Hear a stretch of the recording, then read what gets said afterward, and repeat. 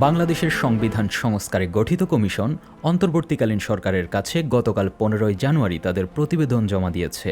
সেখানে বিভিন্ন ছোট বড় সংস্কারের সুপারিশ করা হয়েছে।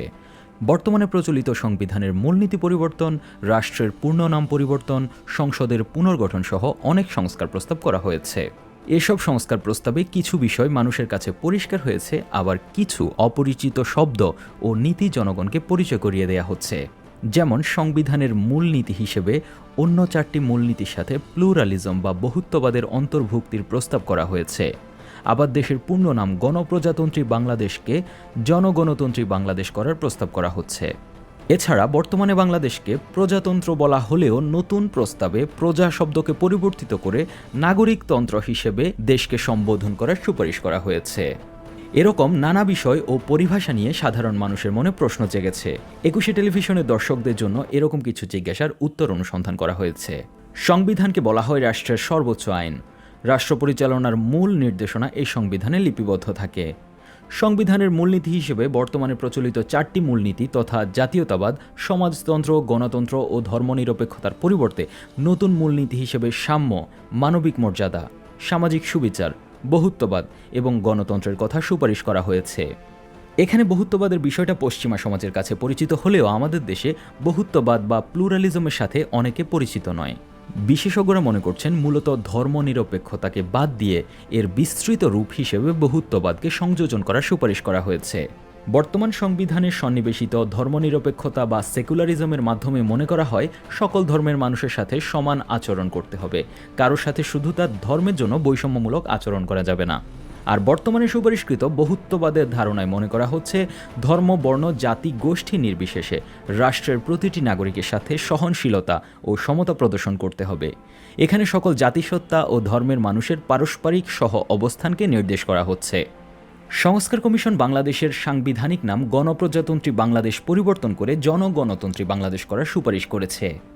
কমিশনের সুপারিশে বলা হয়েছে সংবিধানের প্রযোজ্য সকল ক্ষেত্রে প্রজাতন্ত্র এবং গণপ্রজাতন্ত্রী বাংলাদেশ শব্দগুলোর পরিবর্তে নাগরিকতন্ত্র এবং জনগণতন্ত্রী বাংলাদেশ শব্দগুলো ব্যবহৃত হবে।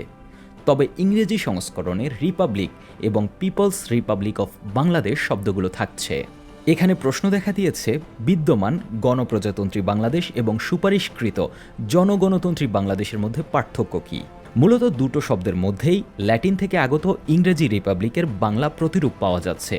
প্রজাতন্ত্রের উদ্ভব ঘটেছে প্রাচীন রোমান সাম্রাজ্যে। প্রজাতন্ত্র হলো এমন রাষ্ট্র ব্যবস্থা যেখানে রাষ্ট্র শাসিত হয় নাগরিকদের প্রতিনিধিদের দ্বারা, যা অনেকটা প্রতিনিধিত্বশীল গণতন্ত্রের মতো।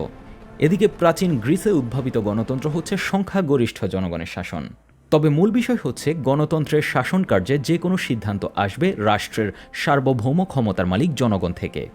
ঢাকা বিশ্ববিদ্যালয়ের আইন বিভাগের অধ্যাপক শেখ হাফিজুর রহমান কার্জন মনে করছেন রিপাবলিকের বঙ্গানুবাদ গণপ্রজাতন্ত্রী নয় বরং জনগণতন্ত্রী হওয়া উচিত। বিশ্লেষকরা মনে করছেন গণপ্রজাতন্ত্রী বাংলাদেশ থেকে জনগণতন্ত্রী বাংলাদেশ করাটা হবে জনগণের মর্যাদা দিয়ে রিপাবলিকের বাংলা অনুবাদের পরিবর্তন। এছাড়া এই নাম পরিবর্তনের মাধ্যমে কাঠামোগত কোনো পরিবর্তন আসার সম্ভাবনা কম বলেও মনে করছেন অনেকে। তবে ইংরেজি পাঠের ক্ষেত্রে শুধু রিপাবলিক না রেখে পিপলস রিপাবলিক রাখার ফলে বাংলা পাঠ ও ইংরেজি পাঠের মধ্যে একটা অসামঞ্জস্য দেখা দিতে পারে কিনা সে বিষয়ে প্রশ্ন থেকে যাচ্ছে।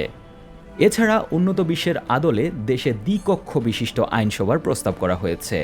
বর্তমানে পৃথিবীর 41% দেশে দ্বিকক্ষ বিশিষ্ট আইনসভার প্রচলন রয়েছে। এই দ্বিকক্ষ বিশিষ্ট আইনসভার মধ্যে একটি হবে নিম্নকক্ষ বা ন্যাশনাল অ্যাসেম্বলি, আরেকটি হবে উচ্চকক্ষ বা সিনেট। অনেকটা আমেরিকা যুক্তরাষ্ট্র এবং যুক্তরাজ্যের মিশেলে দ্বিকক্ষ বিশিষ্ট আইনসভার নির্বাচনের সুপারিশ করা হয়েছে। বিশ্বব্যাপী আমেরিকা যুক্তরাষ্ট্র, Australia, Brazil, Canada, Germany, Bharat, যুক্তরাজ্য, রাশিয়া ইত্যাদি দেশে দ্বিকক্ষ বিশিষ্ট আইনসভার প্রচলন রয়েছে। এছাড়া ফ্লোর ক্রসিং সম্পর্কিত বর্তমান সংবিধানের বহুল আলোচিত 70 নম্বর অনুচ্ছেদ আংশিক বাতিল করার সুপারিশ করা হয়েছে। এদিকে কমিশনের পক্ষ থেকে জনগণের পরিচয় সংক্রান্ত সুপারিশে বলা হয়েছে জনগণ সর্বক্ষেত্রে বাংলাদেশী বলে বিবেচিত হবেন এবং বিদ্যমান সংবিধানের বাংলাদেশের জনগণ জাতি হিসেবে বাঙালি এই বাক্য বাদ দেওয়ার প্রস্তাব করা হয়েছে। এই লক্ষ্যে বর্তমান সংবিধানের অনুচ্ছেদ 6(2) সংশোধন করার কথা বলা হয়েছে। সংবিধান সংস্কার কমিশনের সুপারিশ প্রস্তুত করতে গিয়ে প্রায় 1 লাখের মতো মানুষের মতামত নেওয়া হয়েছে বলে কমিশনের পক্ষ থেকে জানানো হয়েছে।